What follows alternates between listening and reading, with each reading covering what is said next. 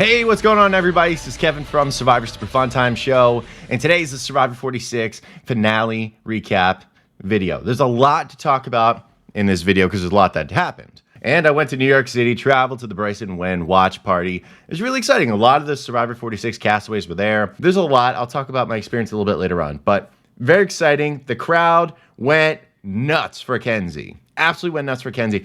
And it was a shame because Charlie was there and Ben was there. It was very exciting as someone who wanted Kenzie to win the game. Kenzie did win the game, so I was very stoked about that. And we'll talk about that a little more. But before I start getting into the video, one, of course, hit the subscribe button. I would greatly appreciate that as it helps make the channel grow. And two, this right here, you can see around my neck, this is an immunity necklace replica, which is super, super awesome. I can't tell you how much I've wanted one of these for a very long time. There is an Etsy account named Freak Like Me, really wonderful, me with two E's. For all of you fans out there, this is the immunity necklace from Survivor 43. This is the one Cass won 3 times, Owen won 3 times, Mike Gabler won, Carla won. This one is one of my favorite necklaces of all time, and you can buy it on Freak Like Me on Etsy, and plus a bunch of other stuff, including a really, really cool thing, because Lisa from Freak Like Me was really awesome and included other little knickknacks into the package. This right here is a hidden immunity idol, and I don't know if you recognize it. This is from Survivor Cagayan. This is like one that Tony Vlachos carried around. And there's another even cooler one. When you get these things, they're head to toe amazing, including a little burlap that gets wrapped here. This is a hidden immunity note that comes with the immunity idol, and you can get one just like this. Where are my Survivor Fiji fans at? This is the famous turtle idol that Yao Man found and made really ridiculous noises when he found it. He was like, it was great. And you also get a little note here too that has the clues just like the actual idol on the TV show. It is a very cool touch, and I definitely recommend this place if you want to get some cool memorabilia. So again, shout out to Lisa from Freak Like Me on Etsy. Now, getting into the actual finale of it all, a lot of great stuff happened in the episode. I mean, it starts off because you're reeling after the events of what happened in the previous episode, where Q was voted out, being another person that did not play his hidden immunity idol, which means there's one left in the game, because they can be used up until 5. So the assumption is there's one more left that can be used. This vote left Maria blindsided. Maria was hoping that Q would stay, and ultimately Charlie would go. Now, that's not what happened. They make nice a little bit. Maria and Charlie talk. One of the things Charlie is the best at is cultivating relationships after they have broken down. And he did a great job there. He said, you know what? I'm not saying we're not open. I'm still pretty open to us being together like we have been. And Maria just went with it, said, okay, because Maria doesn't really have any other game in town other than winning immunity. And they seem pretty okay. But we get to the immunity challenge, because again, this is a finale, so things happen fast. They get to the immunity challenge, and it's fairly standard in that there's an obstacle course. They do that at Final 5. You got to do a lot of different stuff in order to ultimately get it, and the reward comes with it as well. Navigate a rope through a board, and they get to the end where they have to finish a puzzle. And they have to finish the puzzle, and one of the ways that they finish it is a board that happened in about phase 2 of the challenge has several holes in it. And once you complete the puzzle at the top, at the end, it says how many holes were in your board. And Kenzie gets to it and says, what boards are we talking about? She was the first one to finish. It's like, what board are we talking about? And eventually, they figure out it's the holes that the rope was through in phase 2. And once that happened, Liz actually figured it out and ran back. It was a unique thing that's never happened on Survivor that I've ever seen, where a contestant went out of their way to go help another contestant win the challenge. Myself sitting there watching at the party, I was saying, Is Liz gonna go do it? Is she gonna bring the wrong piece back? Like, is Probst gonna say, no, you have to get your own board? No, they just let it happen. So Liz came back and counted them all and gave the number to Kenzie. Kenzie used it, and Kenzie won immunity thanks in large part to Liz. And they tag teamed together so hard because they did not want Maria to win. That was the only thing that was on the minds of everyone else, is Maria cannot win this challenge, which was very smart. Very, very smart. Maria was public enemy number 1, and everyone knew it. This was super interesting because in the past, Probst has been decidedly anti-helping other castaways in challenges. The biggest And best example I can think of is right near the finals, just like this scenario. In Survivor 23, Survivor South Pacific. Hey, Albert, drop your stack and come pick up my pieces. Albert, just drop your stack. Let me make it easy for you. There is no helping in this challenge.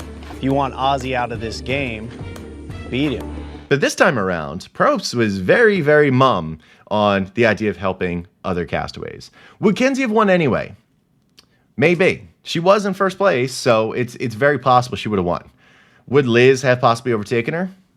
Maybe. I don't know. That wasn't really Liz's game, though. Liz wasn't really looking for accolades. That's one of my things I like the most about Liz's game. It was a very interesting thing. And then Kenzie won the challenge, which I was very excited about because I wanted Kenzie going into the finale to win the game, and I thought she would. She chooses Ben to go on reward with her, and they have some food, which is fantastic. It was expected, honestly. I think Kenzie was trying to nurture that relationship a little bit. And, we spent so much time with those two and Ben's night terrors. It seemed like it was pretty good chance that it was going to happen. The rest of the time was really just kind of Maria trying to look for the idol and talking to Charlie and who they may vote off. But none of it really mattered in the end because Maria was the number one target. She didn't find an idol. I was hoping they were doing like an editing trick where they would make it look like Maria didn't find it, because sometimes they do that where they don't show the viewers what's happening, and then at Tribal, boom, she pulls an idol out. That would have been huge. It would have been like a season 35 Ben bomb, and pull an idol out. That would have been cool. I would have loved that, but that's not what happened. Unfortunately, Maria did a big a sad I'm leaving speech and was voted out of the game by everyone. Bummer, but she was number one target, and it made sense. Love Maria. Maria has kicked ass in Survivor 46. She is one of the best players of the new era, best Godfather-ish type players, but it just didn't work out in the end. She became a target too big, too quickly, and I think sometimes maybe her decision making, the way she goes about it, because she's trying to be really thoughtful, it kind of did her in a little bit. Charlie probably played the perfect of the two between the pairing, and she unfortunately, she got more power and more credit, but she also had the bigger target, and that's always kind of the big struggle. Then we move on. We're down to the final four of Liz, Kenz, Charlie, and Ben. And at this point, I'm thinking to myself, I'm like, all right, I think Kenzie has a real chance of going into the next community challenge and winning that. Now, I always assume as a default, Charlie's probably going to win it. Because the next challenge, it's, they roll a ball up a thing, it comes down, and while they're waiting for it to get down, they're trying to solve a puzzle. So you have to constantly be paying attention to the ball coming down like a Price is Right Plinko machine and solving your puzzle. There's a happy medium. Spend a little time here, go back there. Charlie was doing great, but he kept forgetting about the ball. So I think he let it drop twice, and he knocked himself out of the running, essentially, to win that challenge. But of all people, Ben won. I love Ben, but Ben is the last person I thought that was going to win that challenge. I thought Liz had a much better chance. I thought Kenzie had a significantly better chance, and I thought Charlie had the best chance. So I didn't see that coming. I mean, rock on, dude. I cheered so hard when that happened because it was just such a shocker. I mean, maybe that's what food does to you, but I was thinking to myself, Ben voted for the wrong person only 3 episodes prior. I thought his brain was pretty much near broken, and he was the biggest goat to drag to the end. Turns out, he got to be the one to decide who was getting dragged to the end, and I didn't see that coming. Although, conversely, I was a little confused when it got to time where Ben had to do the thing where he goes around as the immunity holder, and he had to decide who would actually be handed a spot to the final 3, or who he would have to put into fire. And the first one, immediately, he went up to Liz and said, I think you've played a sneaky good game, and you have to go into fire. I didn't see that coming. I thought, probably like a lot of other fans, the smart move would be to put Charlie and Kenzie into fire against each other, since I thought they had the best chances to win. Apparently, there's more going on behind the scenes in the game, behind the edits, that we didn't realize. Because if you really think about it logically, it doesn't make sense that Ben thought Liz was such a big threat. And during the fire making itself, which we'll talk a little bit more about, but Charlie got to a point where he was starting to really root for Kenzie. And Liz said, yeah, Charlie, she knows, shut up, in so many words. That's basically the message. So you're like, okay, why would Charlie root against Liz if Liz is not a threat like a lot of fans think? Or why would Ben throw her in first if she's not a threat? So it makes you think, maybe at the end of the fire making, which, by the way, Kenzie did beat Liz, although it was not very handedly. It looks like, according to some exit interviews, that the fire making actually took a really long time between Kenzie and Liz, to the point where they're about to get to matches. And you wonder if Liz actually had a better shot than people think, because a lot of people heard Liz say at the end when she lost and she was crying a little bit, she said, "I would have beaten all of you." And that's talking about Kenzie, Charlie, and Ben. And you wonder, like, what? Because there's a shot of the jury going, huh? And myself at home, as much as I love and appreciate Liz's game, I didn't think she would probably beat Charlie or Kenzie. But there's something to say about Liz's game where it was low-key, it wasn't flashy, she was involved in a lot of conversations, though. Some important people really trusted her. Tevin and Hunter were huge allies of Liz. And Liz did the unthinkable and actually took out Tevin, which I think goes to show you something, because Tevin probably isn't an easy person to bamboozle. But unfortunately, another victim to the flame, Liz. It was kind of foreshadowed for a lot of the season. You'd see like fire in the reflection of her glasses, kind of like Carson from 44. She's knocked out of the game, and we're down to a final three of Ben, Kenzie, and Charlie. Here's where I got nervous as a fan who wanted Kenzie to win the game, but respected Charlie a lot. And this tribal, among all tribals in Survivor, the new era, has been about the slimmest of margins. And I was very surprised. I tried to lay out the votes before Tribal Council, because I did predict this final three. I said it was going to be Ben, Kenzie, and Charlie, though I thought Charlie was going to win immunity, not Ben. I figured probably Siga people would most likely go for Charlie, mainly Maria, which we'll definitely talk about that vote a little bit later on. I thought the Yanu people were generally going to go for Kenzie, which they pretty much did. And the Nami folks were going to be pretty split. I actually thought they would probably go more towards Charlie. But there were some folks that definitely voted differently than I had expected. And that was based off of the questions that were asked at Tribal Council. The one that Q had fought with Kenzie about, which is when exactly they were going to get rid of Tim. I thought that was super interesting, because it got to a point where there was a little bit of a back and forth between Q and Kenzie. And Kenzie's like, no, that was your thought. You were thinking of doing that. And Q's like, I never did. And Kenzie's like, Tiff, can you say something? And Tiff backed up Kenzie's claim. And there was a point where there was actually kind of a fight, not like a little mini fight, like a little mini spat while they're trying to sort out the details. This instance right here is actually the main reason why I do not want to get rid of the new jury format. Do I love that we don't see every jury member ask a question? No, I don't. Honestly, I don't. However, I like that there's live fact checking. I'm a huge fan of fact checking. I love that in that moment, Q's like, yeah, that never happened. And then Tiff's like, it did though. I was there too, and you definitely said it. And Kenzie said it too. So now if Q was able to go unchecked and just say no, maybe that would have swayed another juror saying oh, Kenzie's lying. But Kenzie clearly wasn't in that instance. She was fact checked. So I never want this to go away just for that reason. But I will say for Survivor 46, there are a lot of fans calling into question exactly how the jury ran Tribal Council this time during the finale. There was a point where Tiffany said, listen, I don't want any rock lyrics. I don't want any Taylor Swift lyrics. We just want you to be straight to the point, and we're going to put a time limit, at least for this question, on 30 seconds. We don't know if it was 30 seconds for every question or just a set or two of question. I don't know. But frankly, if that's what jury wants, a lot of debates, a lot of question and answer formats in life are limited by a time limit. So if they wanted to implement one, fine, I don't care. They spend a lot of time with these people. They generally know their games. So if there's a time limit to answer a question and cut out BS, I'm all for. Funny enough, Q's question was one of the ones that seemed to really make a big decision as to who won the game, because it ended in a tight margin. Kenzie did win the game. She won by 2 votes, and I was super, super stoked that happened. Now, Q's question was basically, what are you going to do with the money? Charlie, said law school and, donate some of it. And then Ben talked about, donating the money to musicians for charity. And then Kenzie answered the question in my favorite way possible. If I were to ever be asked this question, I would hope I would answer it pretty similarly, which she said, it's going to be my money. I'm going to use it, and I have a life that I want to invest into. I have a family. I have a husband I want to build a family and a life together with, and I'm going to use it because I've been struggling since I was 15 to work and get what I want. So yes, I'm going to use it to invest in me. And I love that. Because there's so many times on reality competition shows where people get asked a question like that and they have to say, I'm going to donate some of it to charity.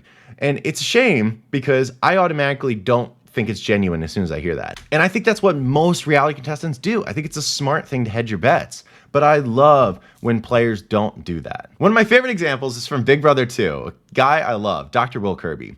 In season 2 of Big Brother, they asked him that same kind of question, and this is what happened. What percentage of the money will you give to charities, and what charities?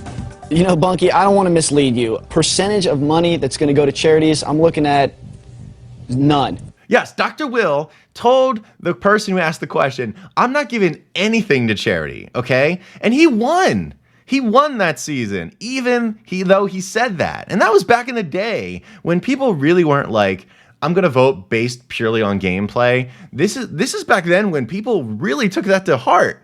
I love when people answer like that. So good on Kenzie to answer the correct way, in my opinion. As I said, this helped Kenzie win the game, which obviously had me overjoyed. I love Kenzie. I've talked to Kenzie a little bit, and it makes me happy every single time. And the fact that I got to see her win the game, absolutely huge. Because I'll tell you this real quick.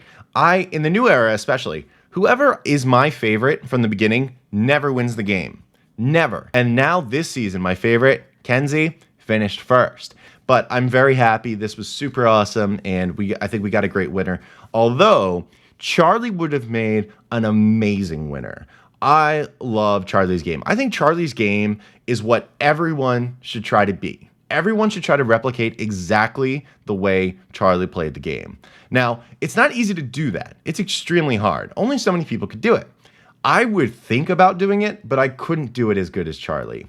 That dude is just awesome, and he is a shoo-in for second chances type situation. And I hope he takes it. If it ever comes up, I really hope he does, because I think there's some other folks from 46 we're probably not going to see again, based on some of the backlash online. Although with a disclaimer, I think after a few years, every castaway gets a little bit of an itch in order to come back into the game. So I wouldn't totally count him out or the others. The big controversy relating to Charlie losing the game, however, is really the big Maria vote. Maria was his ally since the beginning. They were considered kind of the Denise and Malcolm from Survivor Philippines, like the younger guy, the older woman, that were going to stick together to the very end and run this thing.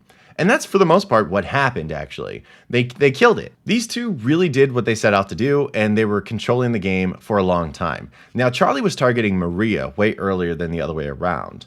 So whenever, like, any of this stuff comes up, it's like, oh, don't you feel bad that Charlie lost Maria's vote? I go, no, because Charlie was trying to take Maria out. So if, like, we're looking at it from a karma standpoint, I mean, he lost, and he was also trying to get rid of his ally, so it happens. However, if you want to look at it from a logical POV, when people try to figure out why exactly Maria didn't vote for Charlie, the fact that Charlie was trying to get rid of Maria was not a factor.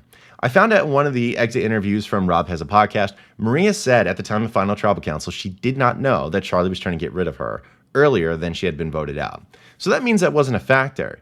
Now, Maria's reasons for why she voted for Kenzie instead of Charlie, they I don't know if I'd say they're changing, but like Charlie says that they've changed ever since the actual finale, and Maria, for the most part, seems to have maintained that she just saw the ferocity in Kenzie's eyes when she won Fire and talked about building a life and everything. I get it, even if it's not totally 100% linear in the thought process of why she did it. The most important thing is it doesn't really matter. It doesn't matter in the end. Maria's vote is Maria's vote. Ultimately, it's up to Charlie, Kenzie, and Ben to get the votes that they need to win the game. And if you can't get one from your guaranteed ally throughout the game, then you probably screwed up. You probably did. And I felt the same way when we were talking about Kenzie and Liz. I actually thought Liz was a locked-in vote for Kenzie. Why? Honestly, it was more so because I thought they were working together really well, and Kenzie didn't really do anything to push Liz out. So I thought it was kind of a guarantee. It's not what happened. Liz voted for Charlie. And that's because Charlie thinks a lot like Liz in the game, strategically. But this season is just another one where it's really fascinating that fans get a little delusional about the point of the game. It's about how do you vote people out and turn around and ask them to vote for you. It is your job as a finalist to go and get the votes. So when someone votes in a way that is not 100% in line with what the fans think should happen, then you all are not expecting to watch the game. You want to play a Russell Hantz game. If you're a person who looks at the jury and said you voted wrong, then you believe in Russell Hantz, the 2-time winner of Survivor. That's it. Like there's nothing else to talk about. If you think the jury's wrong, then you're clearly wrong. Maria voted how she wanted to vote. If anyone harasses her, I will fight you. Just because that happened doesn't mean that Maria should be harassed now by you losers, okay? If you actually have done that, you suck. You suck so hard. Charlie's a big boy. He'll be fine. Charlie is going to have an awesome life. He's just graduated from law school, which mazel tov to you there, Charlie. It'll all be fine. It's not that serious. It's just Survivor. Now, mind you, I'm talking as a guy with a replica of a necklace around his neck. I'm a fan, but I'm not trying to ruin people's lives. Like, if you're a fan, then be a fan. Don't try to wreck people. But overall, at least my take on the season was starting off pretty poorly. Not because the people were bad. Like, characters were clearly amazing. The problem was that Yanu was getting, like, beat over and over again. It was really depressing up until, like, episode 4. And the other tribes, we didn't really get to see a lot because they just kept winning. So, like, Nami had, like, no personality for the first couple episodes. And then Siga, it was a lot of Charlie spouting Taylor Swift lyrics. And I was like, okay, well, this sucks. Because as someone who's very lukewarm on Taylor Swift, I was like, please, can we change this, please? And that wasn't great. But once Siga lost, and then we got to the merge, then things picked up, and it was definitely, it may be the best post-merge of the new era. It may be. I liked 45 a lot, but this one was really good in that way. I haven't done like a season ranking, and I probably will. I'll probably say that 46, if I had to guess unofficially, is probably my second favorite of the new era. I mean, Kenzie winning skews it pretty heavily for me, admittedly. But 45, I probably still put ahead of it. However, it was very good. I mean, 45 got everything. They got the big marketing campaign where there was like buffs on a bunch of objects around the world. And they got Kenny Loggins' boys montage.